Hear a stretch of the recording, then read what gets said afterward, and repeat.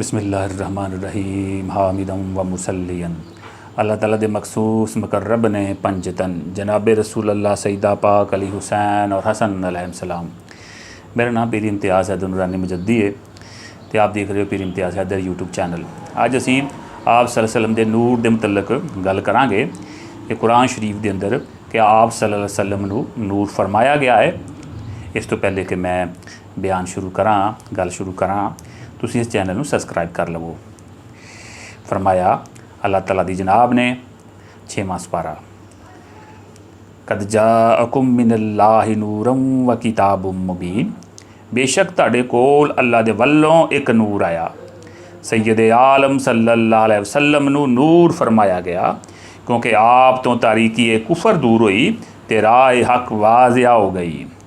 व किताबुम मुबीन ते रोशन किताब यानी कुरान शरीफ साफ मालूम हो गया कि आप सल्लल्लाहु अलैहि वसल्लम नूं कुरान पाक दे अंदर नूर आख्या गया ते किताब नूं रोशन किताब फरमाया गया। हुण सवाल ये पैदा हुंदा है क्या कुरान पाक के अंदर उन्हां लोकां दा जिक्र मौजूद है जिहड़े कहिंदे ने आप नूर नहीं ते वो की चाहते ने? जवाब हाँ है, उन्हां लोकां दा कुरान पाक के अंदर जिक्र मौजूद है। कुरान पाक का सुपारा है 28वां, सूरा अस-सफ। युरीदून लियुत्फिऊ नूरल्लाहि बिअफ़वाहिहिम, कि चाहते ने कि अल्लाह का नूर यानी जनाब रसूल करीम सल्लल्लाहु अलैहि वसल्लम ते कुरान पाक अपने मूँह ना बुझा दिए।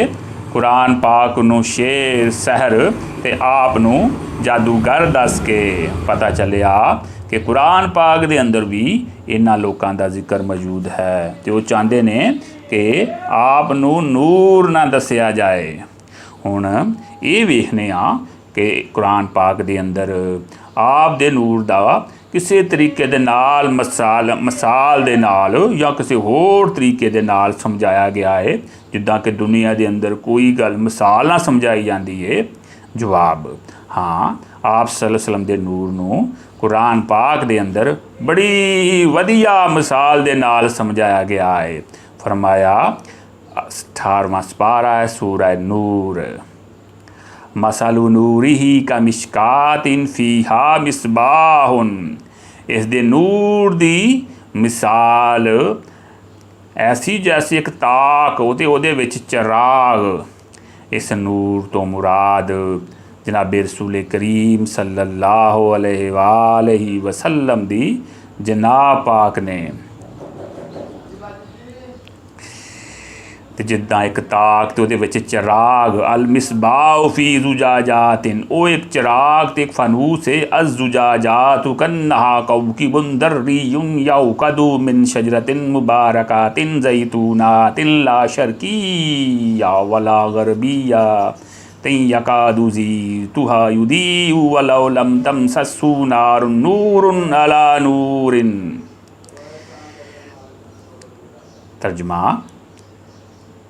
इस दे नूर की मिसाल इदां जिद्दां एक ताक है उहदे विच चिराग, वो चिराग एक फानूस विच है ते वो फानूस गोया एक सितारा है मोती जा चमकदा रोशन हुंदा बरकत वाले पेड़ जैतून विचों जो ना पूरब दा ना पच्छम दा करीब है कि इसका तेल बड़क उठे अगर चाहे इसनूं अग ना छुए। नूर ते नूर है।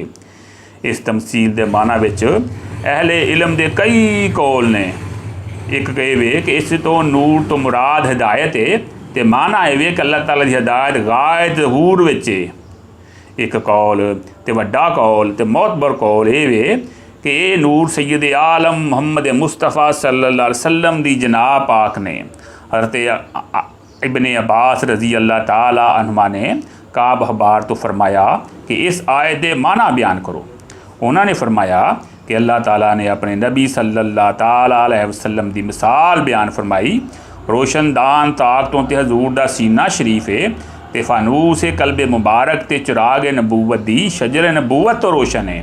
इस नूर मुहम्मदी दी रोशनी ते अजायत इस मरतबे कमाल ज़हूर ते वे कि जे आप अपने नबी होने का बयान भी ना फरमाउन फिर भी खलक ते ज़ाहर हो जाए। तो हज़रत इब्न उमर रज़ी अल्लाह ताला अन्हुमा तो मरवी है कि वो शजर हज़रत इब्राहीम अलैहिस्सलाम ने नूरे कलब इब्राहीम ते नूरे मुहम्मदी नूर ते नूरे ते मुहम्मद बिन काब करजी ने आख्या कि रोशनदान ते फनूर तो हज़रत इस्माइल अलैहिस्सलाम ने ते चिराग सैयद आलम सल्लल्लाहु अलैहि वसल्लम ते शिजरा मशरक दी वल करीब है कि मुहम्मद मुस्तफ़ा सल्लल्लाहु अलैहि वसल्लम दे महासन ते कमालात नजूल वही तो कबल ही खलक ते ज़ाहर हो जान।